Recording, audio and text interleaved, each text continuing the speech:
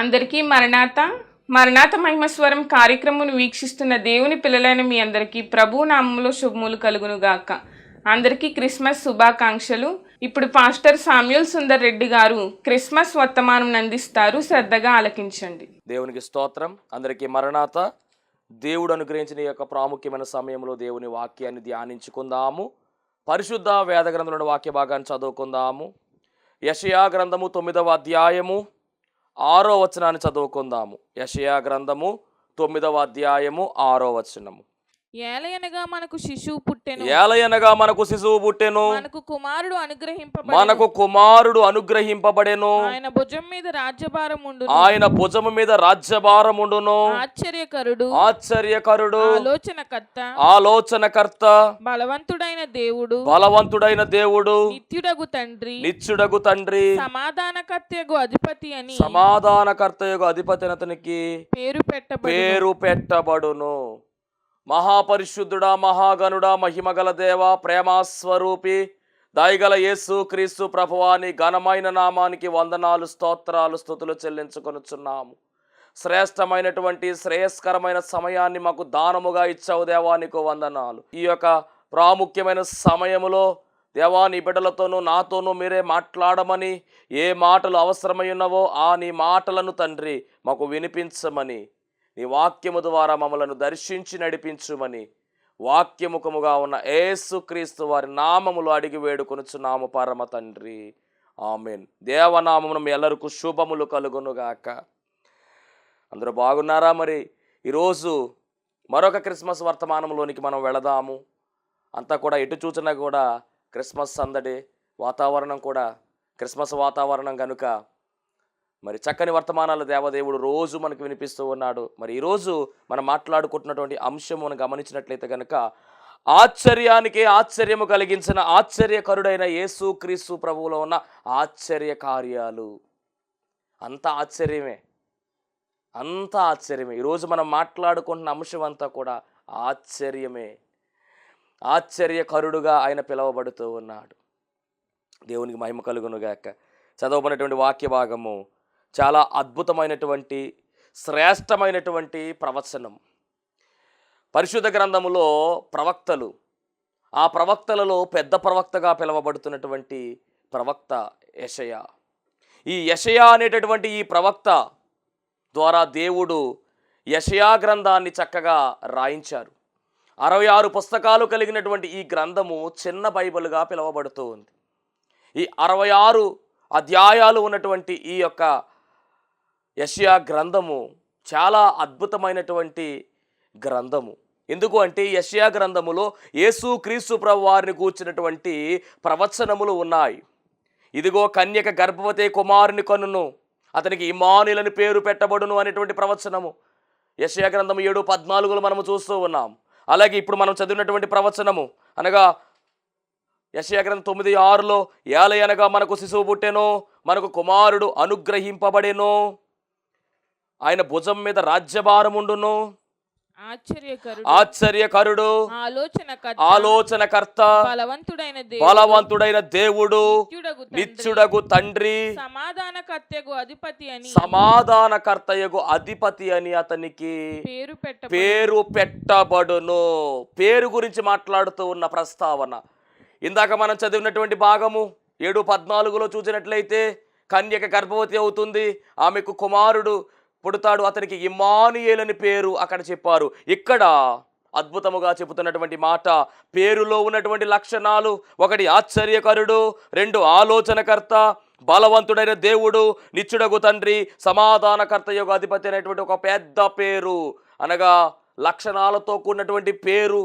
ఈ పేరు గురించి ఇక్కడ ప్రస్తావిస్తూ ఉన్నారు. మరి ఈ ప్రవచనము యెషయా గారికి దేవుడు ఎప్పుడు బయలుపరిచారు అంటే క్రీస్తు పూర్వము 742వ సంవత్సరములో ఈ ప్రవచనము రాయబడింది.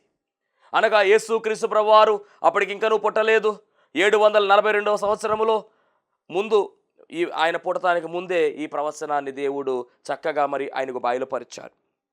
మరి దీంట్లో ఉన్నటువంటి అంశాలు ఆశ్చర్యకరుడు. మొట్టమొదటిగా మనం చూస్తున్నాం, ఆయన ఆశ్చర్యకరుడు. ఈరోజు మన అంశము కూడా ఆశ్చర్యకరుడు గురించి మనం మాట్లాడుకుంటూ ఉన్నాం. ఆశ్చర్యానికి ఆశ్చర్యము కలిగించిన ఆశ్చర్యకరుడైన యేసు క్రీస్తు ప్రభువారిలో దాగి ఉన్న ఆశ్చర్య కార్యములు, అది మన అంశం. రైట్. ఆశ్చర్యకరుడని ఎందుకు పెట్టబడింది పేరు? పేరులో ఒక లక్షణముగా ఎందుకు చెప్పబడుతుంది అని మనం గమనించినట్లయితే, యెషయా తన ప్రవచనము ద్వారా ఆ శిశువునకు ఇచ్చిన పేరులో ఒక భాగం ఆశ్చర్యకరుడవుతూ ఉంది. యెషయా కాలములో ఏం జరిగిందో ఒక్కసారి మనం చరిత్రలోనికి వెళ్ళాలి. యెషయా కాలములో ఏం జరిగింది అంటే, మనం గమనిస్తే దాదాపుగా యోధా దేశాన్ని 20 మంది రాజులు పరిపాలించారు. మరి యెషయా అనేటటువంటి ఈ యొక్క ప్రవక్త కాలంలో ఏ రాజు పరిపాలన చేస్తున్నాడంటే, ఆహాజు రాజు పరిపాలన చేస్తున్నాడు. ఆహాజు రాజు ఎవరు అంటే, హిజ్కియా అనేటటువంటి రాజు గారికి తండ్రి. ఈయన 11వ రాజుగా పనిచేస్తూ ఉన్నాడు. అప్పటికే 10 మంది రాజులు అయిపోయారు. ఈయన 11వ వాడు. దాదాపుగా 16 సంవత్సరాలు పరిపాలన చేశాడు. ఎలాంటి పరిపాలన అంటే భయంకరమైనటువంటి పరిపాలన. ఎలాంటి పరిపాలన అంటే మందిరాన్ని మూత వేసే పరిపాలన. ఎలాంటి పరిపాలన అంటే బహు విగ్రహారాధనతో కూడిన పరిపాలన. ఎలాంటి పరిపాలన అంటే కనుక దేవతా స్తంభాలను, బలిపీఠాలను కట్టించి వేసినటువంటి పరిపాలన, మందిరాన్ని పాడు చేసినటువంటి పరిపాలన చేసినటువంటి రాజే ఈ అహాజు. ఈ అహాజు పరిపాలిస్తున్నటువంటి ఆ పరిపాలన కాలములో మరి యోధా దేశమంతా కూడా ఎలాగుందంటే మరణ ఛాయలు అలుముకున్నాయి. అందుకనే కదా మరణ ఛాయలు అలుముకున్నట్టుగా అక్కడ మనం చూస్తూ ఉన్నాము. యెషయా గ్రంథం 9వ అధ్యాయము 2వ వచనములో మాట ఇది. చీకటిలో నడుచు జనులు గొప్ప వెలుగును చూచుచున్నారు. మరణ ఛాయగల దేశ నివాసుల మీద వెలుగు ప్రకాశించును. దేవునికి స్తోత్రం. అంటే ఈ అహాజు రాజు పరిపాలించేటటువంటి ఆ సమయంలో ఏం జరుగుతుంది అంటే కనుక, సిరియా దేశము అలాగే ఇతర దేశాల వారందరూ కలిసి వచ్చి యుద్ధాన్ని ప్రకటించారు. ఆ సమయంలో మరి ఆ యొక్క ప్రాంతమంతా కూడా, యోధా ప్రాంతమంతా కూడా మరణ ఛాయలు అలుముకున్నాయి. ఇప్పుడు ఈ మరణ ఛాయలు పోవాలి అంటే అక్కడ ఒక ఆశ్చర్య కార్యము జరగాలి. కాబట్టి దేవుడు వారికి ఇస్తున్నటువంటి మాట ఏమిటి అంటే, ఆశ్చర్యకరుడే అక్కడికి వస్తూ ఉన్నాడు అన్నట్టుగా ఈ ప్రవచనాన్ని మరి అక్కడ యెషయా ద్వారా దేవుడు రాయిస్తూ ఉన్నాడు. దేవునికి మహిమ కలుగును గాక. అంటే వారిని ఆ యొక్క మరణ ఛాయల్లో నుంచి తప్పించాలంటే రక్షకుడు కావాలి. ఆశ్చర్యకరుడైనటువంటి రక్షకుడు కావాలి. ఒక ఆశ్చర్య కార్యము జరగాలి అక్కడ. కాబట్టి ఈ ఆశ్చర్యకరుడు అనేటువంటి మాట అక్కడ చెబుతూ ఉన్నారు. అలాగే ఆ యొక్క మరి మరణ ఛాయలు కలిగినటువంటి ఆ యొక్క దాని నుంచి తప్పించినట్టుగా మనం చూస్తూ ఉన్నాం. దేవునికి స్తోత్రం. అలాగే ఇక్కడ సాతానుగాడు ఈ ప్రపంచం మీద ఏం చేశాడంటే, మరణ ఛాయలను, భయంకరమైనటువంటి మరణము అనేటటువంటి మరణ భయాన్ని మరి అలుముకునేలా చేశాడు ఈ సాతానుగాడు. కాబట్టి మరి దీన్ని తొలగించాలంటే ఆశ్చర్య కార్యం జరగాలి. అంటే ఆశ్చర్యకరుడుగా ఆయనే రావాలి. కాబట్టి ఈ పేరు అక్కడ ప్రస్తావిస్తూ ఉన్నారు. మరణ ఛాయను తీసివేయడానికి, మరణ భయముతో బాధపడుతున్నటువంటి మానవుణ్ణి, మరణ భయముతో ఉన్నటువంటి మానవుణ్ణి ధైర్యపరచడానికి, మరణాన్ని తప్పించడానికి, మరణపు ములును విరవడానికి ఆయనే ఆశ్చర్యకరుడుగా ఈ లోకంలోనికి వచ్చాడు. దేవునికి స్తోత్రం. కాబట్టి ఈయన ఆశ్చర్యకరుడుగా కనబడుతూ ఉన్నాడు. అవును, ఈయన గురించి మనం గమనించినట్లయితే యేసుక్రీస్తు ప్రభు వారి విషయం అంతా కూడా మనము గమనిస్తే గనక అంతా ఆశ్చర్యమే. కుమారుని జీవితం అంతా కూడా ఆశ్చర్యమే. ఆయన జీవన విధానం అంతా కూడా ఆశ్చర్యమే. యేసుక్రీస్తు ప్రభు వారిని మనము ఎక్కడ టచ్ చేసినా కానీ, ఆయన జీవితంలో ఏ విషయాన్ని మనం ఆలోచన చేసినా కానీ, ఆయన పుట్టినది మొదలుకొని ఆయన ఈ భూమి మీద ఉన్నటువంటి అంత మాత్రమే కాదు, ఆయన రాకముందున్నటువంటి విషయాలు ఇవన్నీ కూడా ఆశ్చర్యాన్ని కలిగిస్తాయి. అందుకని ఆశ్చర్యానికి ఆశ్చర్యము కలిగిస్తూ ఉన్న ఆశ్చర్యకరుడైన యేసుక్రీస్తు ప్రభువారి యొక్క ఆశ్చర్య కార్యాలు అని ఈరోజు మనం మాట్లాడుకుంటూ ఉన్నాం. ఆయన జననం ఒక ఆశ్చర్యము. ఎందుకు ఈ మాట చెప్తున్నానంటే, పుట్టకముందే ఆయన గురించిన చరిత్ర రాయబడింది. ఆయన పుట్టకముందే ఆయన గురించిన చరిత్ర 4000 సంవత్సరాల క్రితమే దేవుడు ముందుగా రాయించాడు. ఇది మహా ఆశ్చర్యము. దేవునికి స్తోత్రం. అంత మాత్రమే కాదండి, ఆయన జన్మించడమే ఆశ్చర్యము, ఆయన పుట్టడమే ఆశ్చర్యము. ఎందుకు ఈ మాట చెప్తున్నాను అంటే కనుక, పురుషుని ఎరుగకుండా స్త్రీ గర్భము ధరించడము ఏ శాస్త్రానికి కూడా అందని ఆశ్చర్య కార్యం అండి. అది పురుషుని ఎరుగకుండా స్త్రీ గర్భము ధరించడం. దేవునికి స్తోత్రం. పరిశుద్ధాత్మ ద్వారా క్రీస్తు మరియ గర్భములో ప్రవేశించడము ఇది మరీ ఆశ్చర్యమే. చదువుదాం లూకాసు వార్త 1వ అధ్యాయము 34వ వచనము 35వ వచనం. లూకాసు వార్త 1వ అధ్యాయం 34, 35 వచనాలు. అందుకు మరియా నేను పురుషుని ఎరుగని దాననే, ఇదేలాగు జరుగునని దూతతో అనగా దూత పరిశుద్ధాత్మ నీ మీదికి వచ్చును, సర్వోన్నతుని శక్తి నిన్ను కమ్ముకొనును గనుక పుట్టబోవు శిశువు పరిశుద్ధుడై దేవుని కుమారుడు అనబడును. అదండి, ఇది కూడా మరి ఆశ్చర్యమే. అంత మాత్రమే కాదు, సమీపింపరాని తేజస్సులో అమరుడుగా ఉన్నటువంటి ఆయన నరవతారిగా ఈ లోకములోనికి రావడము ఆశ్చర్యమే. తిమోతి పత్రికలో రాయబడినటువంటి మాట ఇది. 1 తిమోతి పత్రిక 6:16 చూస్తే సమీపింపరాని తేజస్సుల్లో ఆయన మాత్రమే వసించుచు అమరత్వం గలవాడుగా ఉన్నాడు. మరి అలాంటి ఆయన మనుషులలో ఎవడును ఆయనను చూడలేదు, ఎవడును చూడనేరడు. సమీపింపరాని తేజస్సులో ఆయన మాత్రమే వసించుచు అమరత్వము గలవాడై ఉన్నాడు. అలాంటి ఆయన మరి గర్భములోనికి రావడము, మరియ గర్భములోనికి ప్రవేశించడము, చిన్న శిశువుగా ఆయన ఒదిగిపోవడము, 9 నెలలు ఆ గర్భములో అలాగే ఉండడము. 1 రాజుల గ్రంథము 9:27లో రాయబడినటువంటి మాట ప్రకారం చూస్తే అద్భుతమైనటువంటి మాట, సొలొమోను ద్వారా దేవుడు మాట్లాడుతున్నటువంటి మాట. 1 రాజుల గ్రంథము 8వ అధ్యాయము 27వ వచనము.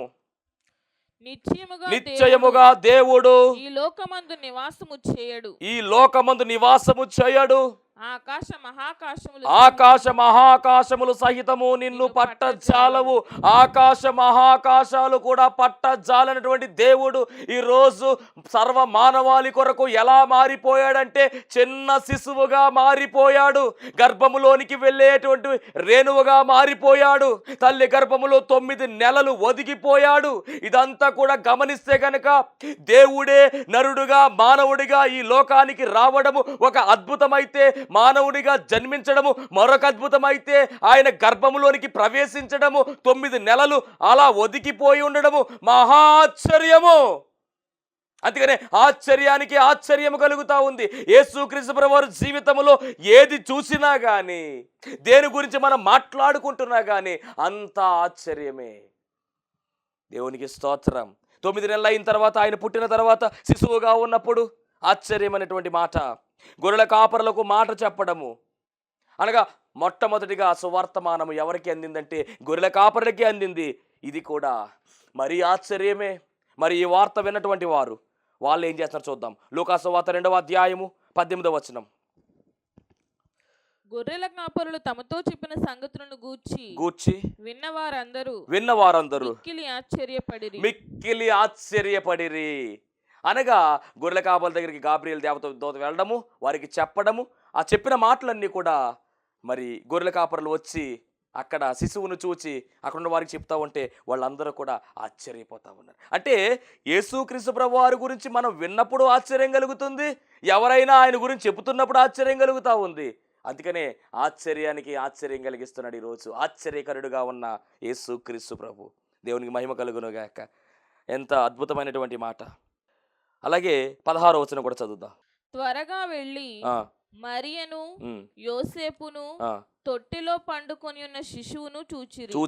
వారు చూచి ఈ శిశువును గూర్చి తమతో చెప్పబడిన మాటలు ప్రచురము చేసిరి. అదిగోండి, ఆ మాటలు ప్రచురం చేస్తే వాళ్ళందరూ కూడా ఏమైపోయారంటే ఆశ్చర్యపడిపోయారు. అంత మాత్రమే కాదు, యేసుక్రీస్తు ప్రభు వారు పుట్టిన తర్వాత 8వ రోజున సున్నతి చేయడానికి మరి ఆ యొక్క పేరు నిర్ణయించేటటువంటి ఆ క్రమములో, దేవాలయానికి తీసుకువెళ్ళినటువంటి ఆ క్రమములో సుమ్యోను వచ్చి మాట్లాడుతూ ఉంటే ఆ మాటలకు కూడా ఆశ్చర్యం కలిగిందంట. చూద్దాం లూకాసు వార్త 2వ అధ్యాయము 27వ వచనం. అంతట ధర్మశాస్త్ర పద్ధతి చొప్పున ఆయన విషయమై జరిగించుటకు తల్లిదండ్రులు శిశువైన యేసును దేవాలయంలోనికి తీసుకుని వచ్చినప్పుడు అతడు తన చేతులలో ఆయనను ఎత్తుకొని దేవుని స్తుతించుచు ఇట్లని నువ్వు చివరిగా వస్తే గనక యోసేపును ఆయన తల్లియు ఆయన గూర్చి చెప్పబడిన మాటలను విని ఆశ్చర్యపడిరి. అద్భుతమైనటువంటి ప్రవచనం అక్కడ చెప్తాడండి. అద్భుతమైనటువంటి మాట, నాదా ఇప్పుడు నీ మాట చొప్పున సమాధానముతో నీ దాసుని పోనిచ్చుచున్నావు అంటాడు.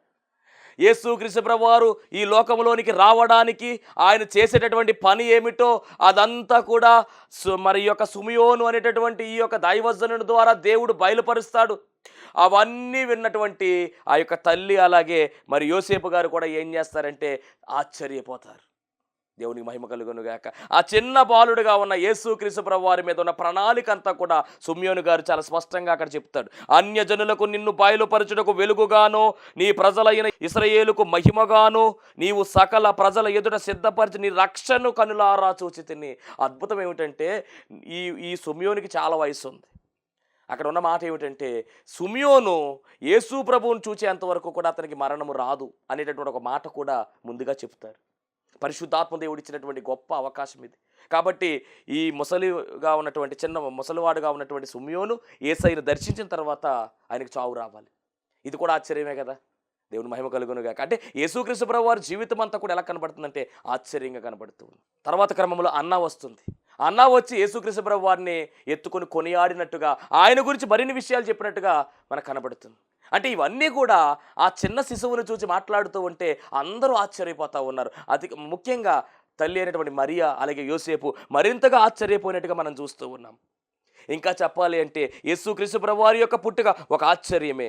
ఆయన గురించి ముందుగా చెప్పబడింది, ప్రతిదీ కూడా ముందుగా చెప్పారు, అది ఆశ్చర్యమే. ఆదిలోనే ఆయన రాక యొక్క ప్రస్తావన ఆశ్చర్యము. క్రీస్తు పూర్వము 4004 సంవత్సరాల క్రితమే ఆయన గురించినటువంటి ప్రవచనాలు మొదలయ్యాయి. కన్యకకు పుడతాడనేటువంటి విషయము ఆశ్చర్యమే. పురుష ప్రమేయము లేనటువంటి విధానములు ఆయన పుడతాడనేటువంటి కూడా ఆశ్చర్యమే. అలాగే పేరు ముందుగా చెప్పబడింది, ఆశ్చర్యమే అది కూడా. గోత్రము, అలాగే ఏ సంతతిలో పుడతాడో, ఏ వంశములో పుడతాడో, ఎక్కడ పుడతాడో, ఏ ప్లేసో, ఇవన్నీ కూడా ఎవరికి కూడా చెప్పరు. ఇవేవి కూడా ఎవరు ఏ సమయంలో ఎక్కడ పుడతారు ఎవరికి తెలియదు. కానీ యేసుక్రీస్తు ప్రభువారి గురించి 4000 సంవత్సరాల క్రితమే ముందుగానే ప్రణాళిక సిద్ధం చేశారు. ఇదంతా కూడా ఆశ్చర్యంగానే కనబడుతూ ఉంది. గొర్రెల కాపరులు వెళ్ళి ఆయన స్తుతించినట్టుగా రాయబడింది, ఇది కూడా ఆశ్చర్యమే. ఆ తరువాత కాలంలో మనం గమనించినట్లయితే ఈ శిశువు ఎదిగిన తరువాత మరి ఆయన సువార్త పరిచర్య అద్భుతంగా జరిగింది. 12 సంవత్సరాల వయసులోనే బాలుడుగా ఉండగానే ఆయన బోధించినట్టుగా దేవాలయంలో అనేక మంది పెద్దలు ఉండగా వారి మధ్యలో కూర్చుని ఉండగా వారు అనేక రకమైన ప్రశ్నలు అడుగుతూ ఉంటే వారు అడిగిన ప్రతి దానికి కూడా ఈయన సమాధానం చెప్పినట్టుగా కూడా రాయబడింది. అనగా ఆయన సువార్త బోధ కూడా ఎలా ఉందంటే ఆశ్చర్యంగా ఉంది.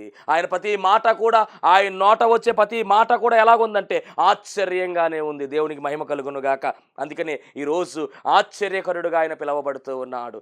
యేసుక్రీస్తు ప్రభువారిని ఎక్కడ టచ్ చేసినా కానీ ఆయన జీవిత విధానములో ఏ కోణములోంచి మనం చూసినా కానీ అన్ని ఆశ్చర్యములే. చదువుదాం. లూకాసువార్త 2వ అధ్యాయము 41వ వచనం. లూకాసువార్త 2వ అధ్యాయం 41వ వచనం. పస్కా పండుగప్పుడు ఆయన తల్లిదండ్రులు ఏటేటా యెరూషలేమునకు వెళ్ళుచుండువారు.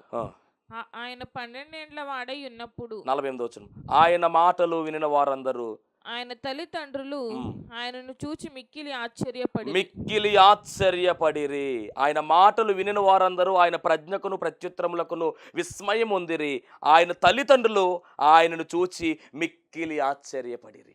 అంటే ఆయన చిన్న వయసులో 12 సంవత్సరాల వయసులోనే మాట్లాడుతూ ఉంటే ఆశ్చర్యం కలిగింది. అంత మాత్రమే కాదు, ఒక మాట అంటాడండి ఆయన 49వ వచనంలో. నిజంగా ఆ 12 సంవత్సరాల వయసులో చెప్తున్న మాట 49వ వచనం. ఆయన మీరేల నన్ను వెదుకుచున్నారు, నేను నా తండ్రి పనుల